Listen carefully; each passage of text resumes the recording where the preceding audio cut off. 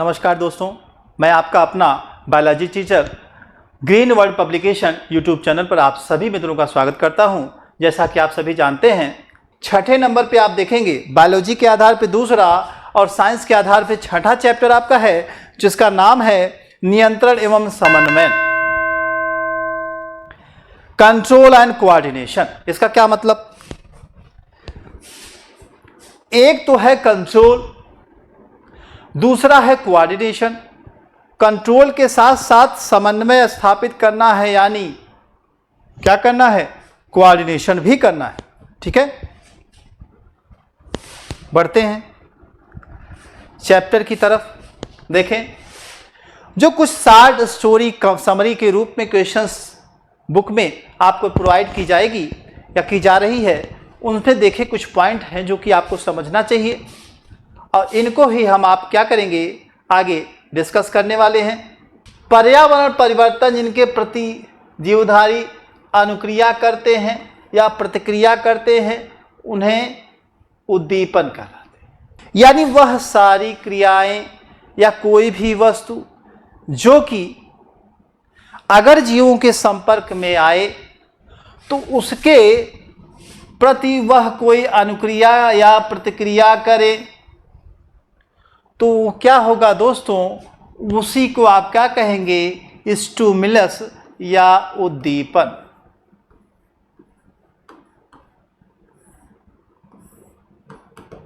क्या है? उद्दीपन।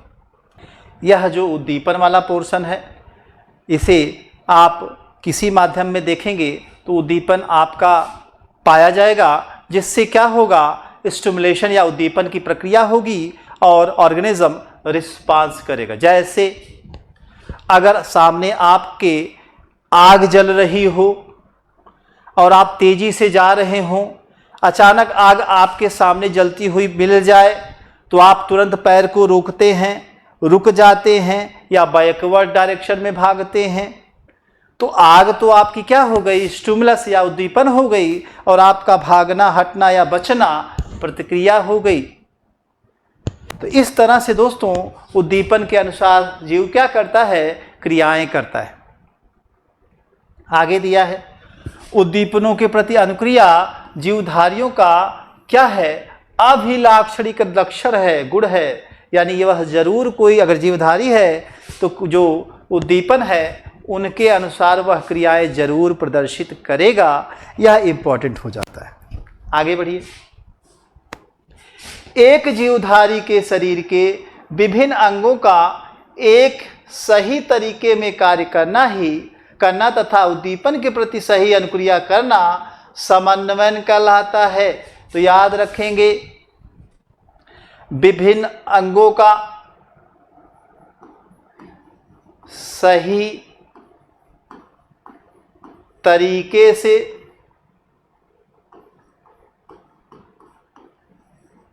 कार्य करना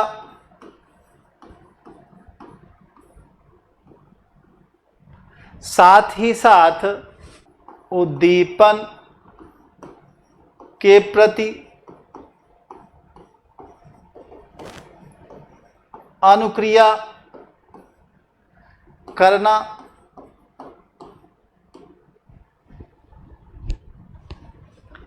समन्वय कहलाता है। यानी इन दोनों के बीच में एक बैलेंस सिस्टम होता है, वही समन्वय है। ठीक है, आगे देखिए। पादप उद्दीपन के प्रति सीमित अनुक्रिया करते हैं। पादप में उद्दीपन के प्रति क्रियाएं क्या हैं? सीमित होती हैं। उनमें तंत्रिका तंत्र एवं संवेदी अंग नहीं पाए जाते हैं। यही कारण होता है। जैसे आप पौधे की तरफ आग लेकर के जाते हैं तो क्या करता है पौधा? कोई अनुक्रिया प्रदर्शित नहीं करता है और वहाँ क्या है? वह अपने आप को बचाने या भागने का प्रयास नहीं दिखाता। यानी कि उनमें तंत्रिका तंत्र और संवेदी अंग थोड़ा सा कम विकसित हैं, कहते नहीं पाए जा रहे हैं। क्या हैं? नहीं पाए जा रहे हैं, जिनकी वजह से वो ऐसा नहीं कर पाता, आग में जल जाएगा। ठीक है, पादप समन्वय के लिए हार्मोन्स का क्या है? पादप प्रयोग करते, यानी समन्वय या कोऑर्डिनेशन के लिए पौधे क्या करते हैं? हार्मोन्स का उपयोग करते हैं। यानी पौधों में क्या होता है, हार्मोन्स जिम्मेदार होता है कोऑर्डिनेशन के लिए। इतनी बात समझ आई? आगे बढ़िए। उच्च जंतुओं में नियंत्रण तथा समन्वय तंत्रिका तंत्र तथा अंतःस्रावी तंत्र द्वारा होता है। बहुत इंपॉर्टेंट बात। अगर हम बात करें हायर एनिमल की तो उसमें समन्वय या कोऑर्डिनेशन किसके द्वारा, तंत्रिका तंत्र, नर्वस सिस्टम जिसे आप कहते हैं, साथ ही साथ अंतःस्रावी तंत्र यानी इंडोक्राइन सिस्टम, इनके द्वारा होता है। आगे दिया है तंत्रिका तंत्र विशिष्टकृत कोशिकाएं हैं जिन्हें तंत्रिका कोशिकाएं या न्यूरॉन्स कहते हैं। यह निर्मित होती है जो तंत्रिका आवेग भेजकर नियंत्रण स्थापित करती है। जैसे आग वाली हमने उदाहरण अभी आपसे कहा कि आपके सामने अचानक सर्प आ जाए, आग दिखाई दे जाए और आप अपने आप को रोक लें या पीछे की तरफ भाग जाए, तो यह जो अनुक्रिया आप कर पा रहे हैं उसके पीछे आपके पास जो तंत्रिका तंत्र है, नर्वस सिस्टम है, वह भी कार्य करता है। आपको फास्ट वे से सूचना मिल जाती है कि आगे तो आग है, जल जाएंगे, तो आप बचने का हर कोई उपाय करने लगते हैं।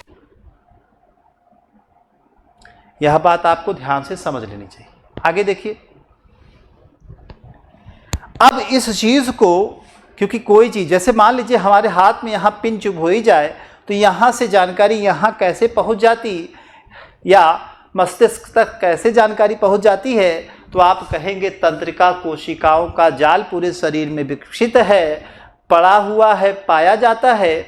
यही जो तंत्रिका कोशिकाओं का जाल है पूरे शरीर में, यही क्या करता है, सूचनाओं को एक स्थान से दूसरे स्थान ट्रांसफर करता है या ले जाता है।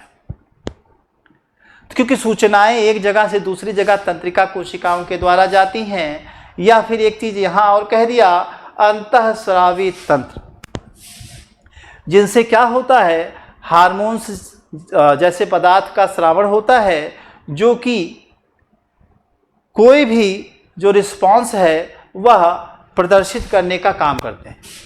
मतलब जब आप खुशी में होते हैं तो कुछ ऐसे हार्मोन्स जो खुशी के लिए रिस्पॉन्सिबल हैं, जिम्मेदार हैं, आते हैं।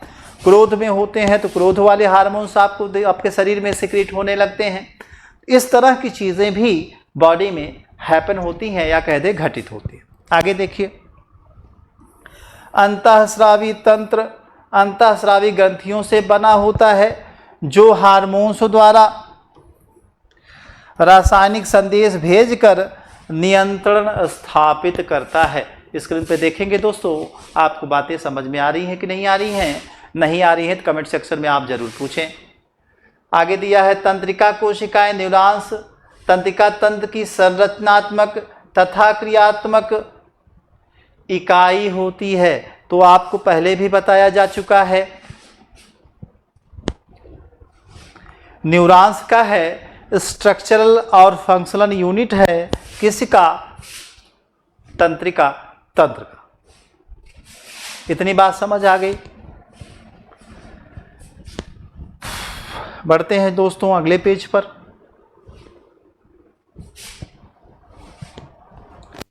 यहां देखिए आपको बताया गया है कि तंत्रिका कोशिकाएं कितने प्रकार की होती हैं। ध्यान दीजिएगा, यह कुल 3 प्रकार की होती हैं। संवेदी या ग्राही यानी जो ग्रहण करे, सूचना एक्सेप्ट करे, ले, वही क्या है? ग्राही कोशिकाएं हैं, तंत्रिका कोशिकाएं हैं। उसके बाद चालक या प्रभावी तंत्रिका कोशिकाएं सेकंड आती हैं। इनका काम क्या है? चल करके या कह दे या सूचना को ले जा करके अगले जो रिस्पॉन्डर है उन तक पहुंचाना। तीसरा जो है वो है संयोजी तंत्रिका तंत्र या तंत्रिका कोशिका संयोजी यानी कनेक्टिव। इस तरह से 3 सिस्टम यहाँ आपको देखने को मिलेगा, या कह दें 3 प्रकार की तंत्रिका कोशिकाओं से मिल करके तंत्रिका तंत्र का निर्माण होता है। इतनी बात समझ आई। उष्मा अगर कहीं है मेरे दोस्तों तो ग्राही कौन होगा? त्वचा। ठंड लग रही है तो ग्राही त्वचा। प्रकाश है तो ग्राही क्या है शरीर में आपके? नेत्र। तो आप जानते हैं 5 जो सेंस ऑर्गन हैं जिन्हें आप ज्ञान इंद्रिया कहते हैं,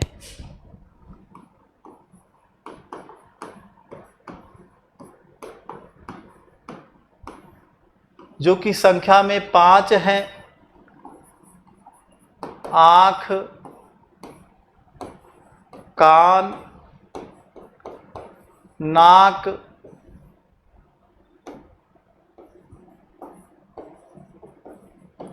जिह्वा और त्वचा। ये जो अंग हैं ये क्या करते हैं? सूचनाओं को एक्सेप्ट करके आगे की तरफ बढ़ा देते हैं, या कह दे संवेदी जो कोशिकाएं हैं तंत्रिका तंत्र की, वह इन हिस्सों में रहती हैं और तुरंत संवेदनाओं को क्या करती हैं?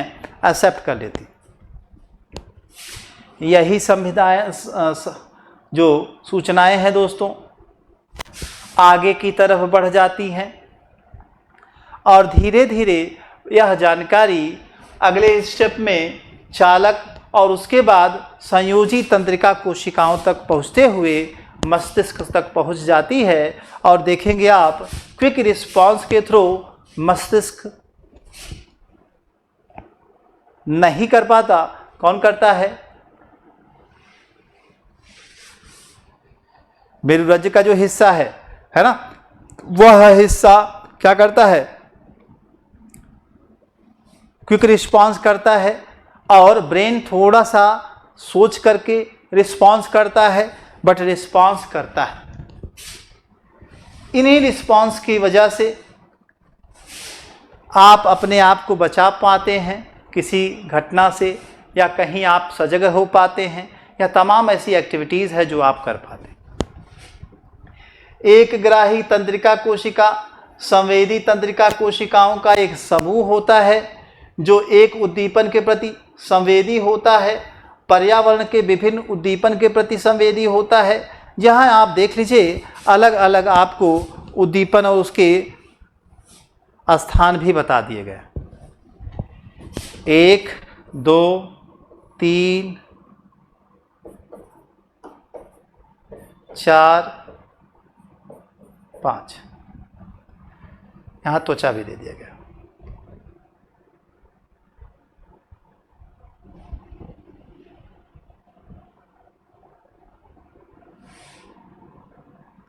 ये भी तो एक ही नंबर में। ये 5 आपके सेंस ऑर्गन है बॉडी में, आप जानते हैं। यहाँ तक कोई दिक्कत हो दोस्तों तो आप कमेंट सेक्शन में पूछ लें।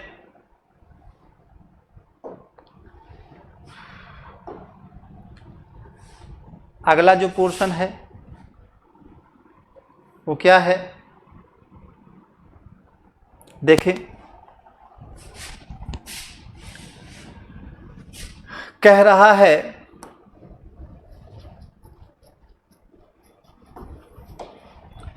ग्राही तंत्रिका आवेगों के केंद्रीय तंत्रिका तंत्र को प्रसारित करते हैं। ग्राही जो होते हैं क्या करते हैं? आवेगों को जो सेंट्रल नर्वस सिस्टम है केंद्रीय तंत्रिका तंत्र उसको भेज देते हैं, जो उन्हें बाद में उपयुक्त प्रभावी पेशियों या ग्रंथियों को चालक तंत्रिका के आवेगों के रूप में प्रसारित करता है, जिससे उपयुक्त अनुक्रिया हो पाती है। यानी जो भागने का बचने का आप काम कर रहे थे अग्नि या सर्प से, वह अनुक्रिया तब हो पा रही है जब सेंट्रल नर्वस सिस्टम के बाद आप देखेंगे जो प्रसारित करने वाली चालक तंत्रिका है वह वर्क करती है। यानी सूचनाएं गई, ब्रेन ने समझा या सेंट्रल नर्वस सिस्टम ने समझा या पेरिफेरल नर्वस सिस्टम में समझा, उसके बाद फिर रिस्पॉन्ड किया, वही रिस्पॉन्स आपके सामने दिखाई देता है। आगे देखिए, प्रतिवर्ती क्रिया स्वतः परिवर्ती स्वचालित तथा यांत्रिक अनुक्रिया बिना जंतु की इच्छा के विशिष्ट ग्राही पर कार्य करने वाले उद्दीपन के प्रति होती हैं। प्रतिवर्ती क्रिया में रीढ़ रज्जु भाग लेता है, अतः इसे रीढ़ रज्जु प्रतिवर्त कहते हैं। ये प्रतिवर्त जिनमें मस्तिष्क भाग लेता है सेरिबल या प्रतिवर्त कहलाते हैं। अनैच्छिक पेशियां क्रियाएं जंतु के बिना इच्छा के होती हैं, ऐच्छिक क्रियाएं जंतु की इच्छा अनुसार होती हैं। तो ऐच्छिक और अनैच्छिक पेशियों को भी समझ लीजिएगा। इनवॉलंटरी और वॉलंटरी मसल्स। ऐच्छिक पेशियां क्या होती हैं? जो हमारे इच्छा पर आधारित होती हैं, उसके अनुसार कार्य करती हैं। और अनैच्छिक या इनवॉलंटरी पेशियां वो होती हैं जो हमारे इच्छा अनुसार नहीं काम करती हैं, वह सेल्फ कंट्रोल होती हैं। जैसे हम अपने हाथ पैर की जो पेशियां हैं, मसल्स हैं, उनसे काम कराने के लिए ऑर्डर दे करके, सोच करके, करवा करके मस्तिष्क के कंट्रोल में कर सकते हैं। लेकिन मेरे दोस्तों, वहीं आप हार्ट बीट को नहीं ये बात कह सकते, सांस लेने छोड़ना जो है यह प्रक्रिया जो हो रही है उसके लिए नहीं आप कह सकते। तो इस तरह के कुछ ऐसी चीज़ें हैं जहाँ की आप रिस्पॉन्डिंग के लिए कह नहीं सकते। तो कुछ ऐच्छिक पेशियाँ होती हैं, कुछ अनैच्छिक होती हैं। इच्छा पे आधारित ऐच्छिक पेशियाँ, और जो इच्छा के अनुसार ना काम करें, अपने अनुसार काम करें, उनको अनैच्छिक पेशियाँ कहते हैं। मानव तंत्रिका तंत्र को केंद्रीय तंत्रिका तंत्र तथा परिधीय तंत्रिका तंत्र में बांटा जाता है। सेंट्रल नर्वस सिस्टम और पेरीफेरल नर्वस सिस्टम, दो सिस्टम के बेस पे जाना जाता है। याद रखेंगे, केंद्रीय तंत्रिका तंत्र यानी CNS, सेंट्रल नर्वस सिस्टम में मस्तिष्क मेरे दोस्तों और रीढ़ रज्जु, ये दो भागे पाए जाते हैं। कौन? मस्तिष्क तथा रीढ़ रज्जु।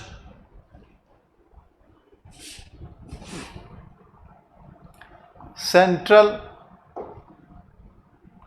नर्वस सिस्टम में रीढ़ रज्जु, सेंट्रल नर्वस सिस्टम में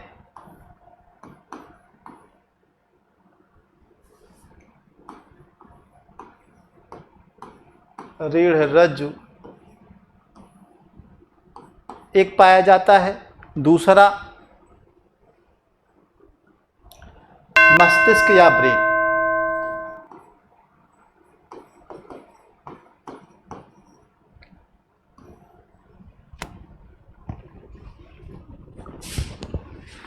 ठीक है,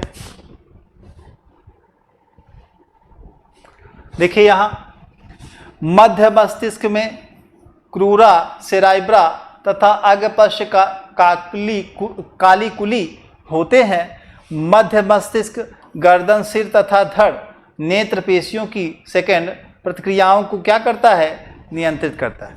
तो ब्रेन के अलग अलग हिस्सों में अलग अलग चीज़ों के कंट्रोल करने की फेनामेना पाई जाती है। तो इसको आप पढ़ेंगे दोस्तों। पश्च मस्तिष्क की बात करें, जिसे अनुमस्तिष्क कहते हैं, पोन्स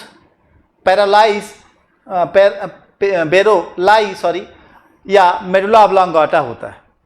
अग्र मस्तिष्क की बात करें तो मुद्रा, साम्यावस्था, पेशी सक्रियता बनाए रखता है। तो हर जो भाग है उसका एक निश्चित कार्य है और उसी की यहाँ क्या है?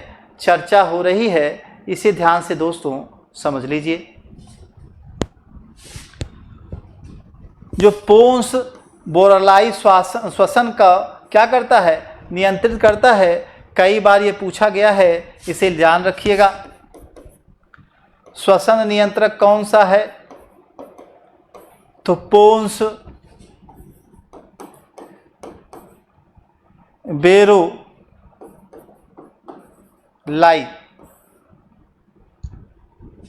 क्या करता है? श्वसन को नियंत्रित करता है।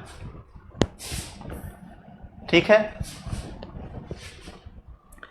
मेडुला ऑब्लांगेटा हृदय स्पंदन, श्वासोच्छ्वास गतियां, रक्तवाहिनियां के प्रसार, संकुचन, निगलना, खांसी, कफ या ओमन को क्या करता है, मेडुला ऑब्लांगेटा नियंत्रित करता है। यहां तक ठीक है। ये पॉइंट्स हैं, अच्छे पॉइंट हैं, इनको आपको देख के चलना है। मेरुरज्जु बेलनाकार संरचना होती है, मेडुला ऑब्लांगेटा से प्रारंभ होकर के कटी क्षेत्र तक नीचे की ओर प्रसारित रहती है। ये दो महत्वपूर्ण भागों को संकलित करती है या रखती है। यहाँ देख लीजिए दोनों भाग। यह मस्तिष्क तक से संवेदी तथा चालक आवेगों को संचारित करती है, पहली बात। यह प्रतिवर्ती क्रियाओं के केंद्रों के रूप में कार्य करती है, दूसरी बात। आप ये देखेंगे दो बातें आपके सामने यहाँ है। यहाँ तक बात क्लियर है दोस्तों? कोई दिक्कत तो कमेंट सेक्शन में आप जरूर पूछें। अब बात आती है पेरिफेरल नर्वस सिस्टम, जिसे आप PNS कहते हैं।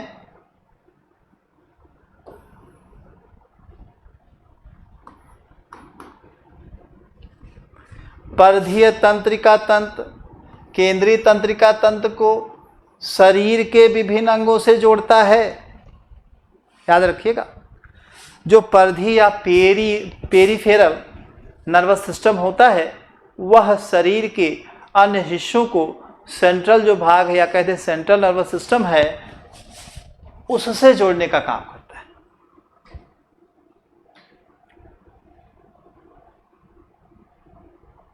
आगे देखिए, स्वायत्त तंत्रिका तंत्र, जिसे आप ANS कहते हैं, ऑटोनॉमस नर्वस सिस्टम।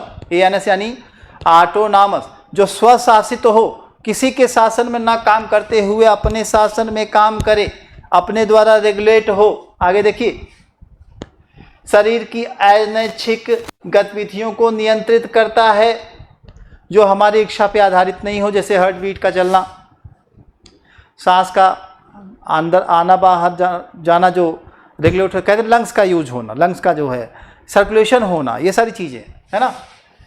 पलकों का झपकना, यह दो प्रकार की होती हैं, अनुकंपित तंत्रिका तंत्र तथा परा अनुकंपित तंत्रिका तंत्र। इन दोनों का क्या होता है, आपस में विरोधाभास होता है, जो कि ऑटोनॉमस नर्वस सिस्टम में आपको दिखाई देगा। आगे देखिए, पादप हार्मोन्स 4 मुख्य प्रकार के होते हैं। पहला तो ऑक्सिन, दूसरा जिबरेलिन्स, तीसरा साइटोकिन्स, चौथा एब्सिसिक अम्ल। तो याद रखेंगे 4 तरह का हार्मोन्स है पादप में। अब बात आती है कि इसका क्यों नाम लिया जा रहा है, क्योंकि बच्चों यह भी जीव है और जीवों में कोऑर्डिनेशन समझना है, तो पौधों में कैसे कोऑर्डिनेशन होगा वो भी समझना पड़ेगा।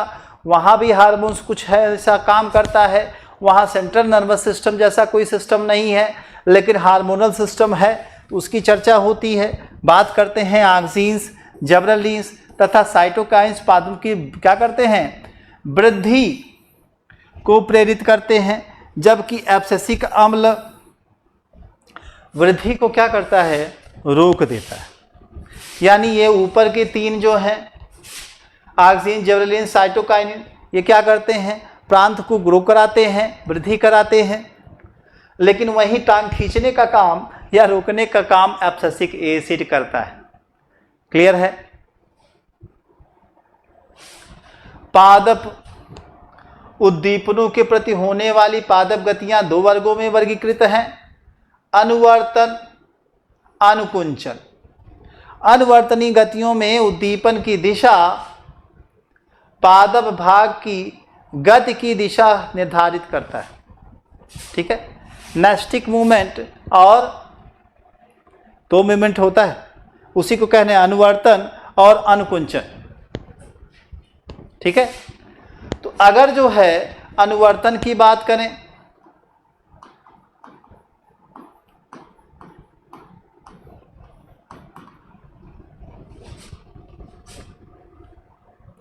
तो इसमें क्या है, उद्दीपन की दिशा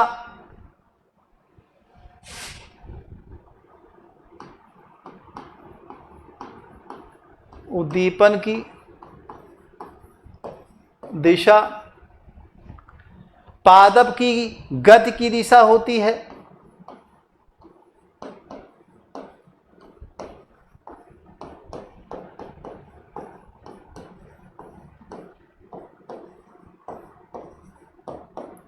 पादप की गति की दिशा होती है, लेकिन अनुकुंचन में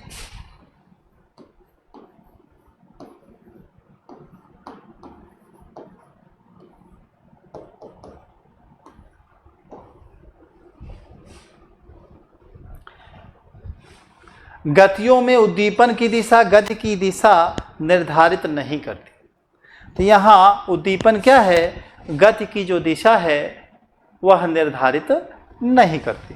तो ये दो गतियाँ आपको मिलती हैं प्लांट में। आगे बात करेंगे अगले पोर्शन की।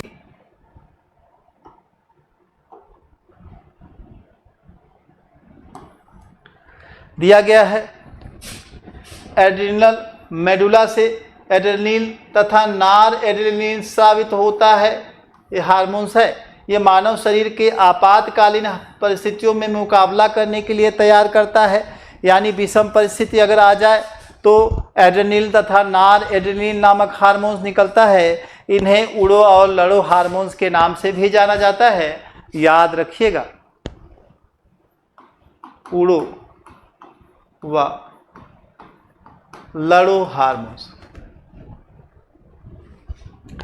अग्न्याशय एक मिश्रित ग्रंथि है, मिक्स ग्लैंड है। इसका अंतःस्रावी भाग लैंगरहैंस दीपिका, जिससे कि इंसुलिन तथा ग्लूकागॉन हार्मोन्स का स्रावण होता है, करती हैं। यानी अग्न्याशय से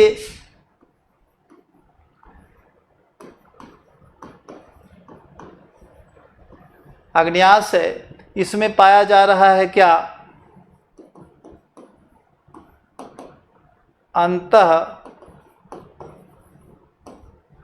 स्रावी भाग, जहां की आपको मिल जाएगा कौन सी कोशिकाएं, लैंगरहैंस, और इन्हीं से निकल रहा है इंसुलिन और ग्लूकागॉन।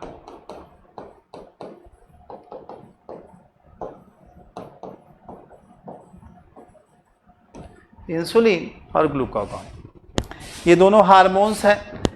आप जानते हैं रुधिर में ब्लड शुगर की मात्रा जब बढ़ती है तो उसके पीछे इन्हीं हार्मोन्स का होता है रीज़न। यानी अगर इंसुलिन घट जाए